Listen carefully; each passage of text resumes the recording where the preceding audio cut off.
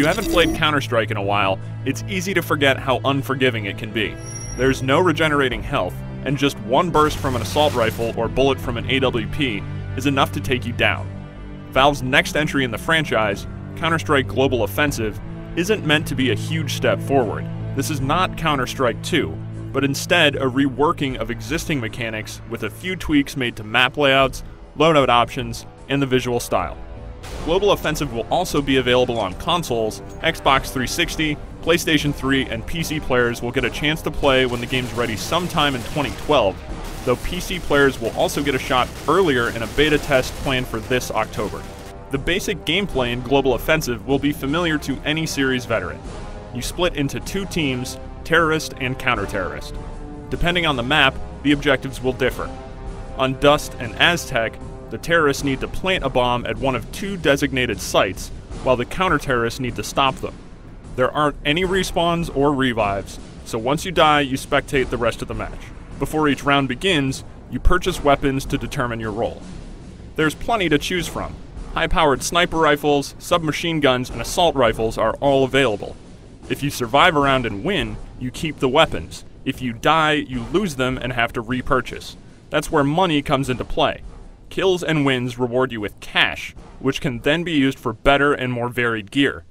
This includes standard explosive grenades, flashbangs, and smoke, as well as a new gear item, the Molotov cocktail.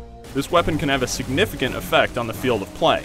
It does damage over time to anyone standing on the flames it creates, though once you step off the fire, the damage over time stops. More than a direct damage weapon, it seems to be effective as a deterrent. Because no player is going to want to run across a carpet of fire, the Molotov seems like it could be really useful for map control and defense. Speaking of maps, Valve's made a few changes to the Dust and Aztec maps that longtime players might appreciate. The underpass area on Dust has been widened significantly, and a new stairwell leading up from the underpass serves as a great exit point for terrorists who would previously have been pinned down by counter-terrorist snipers. Other returning maps, like Dust 2, have barely been touched aside from the new visual style, and fans can expect to see Nuke, Inferno, and Italy in the game when it launches. There's more in store too, but Valve isn't discussing it quite yet. When setting up games, Global Offensive will include a matchmaking system that drops you into 5-on-5 fights. You'll have a skill ranking, so ideally you'll be shooting players of appropriate skill levels, and bots of corresponding difficulties will be subbed in when human opponents aren't available. For anyone who finds 5-on-5 matches to be too restrictive, custom games can be set up on PC, though console players won't have this ability.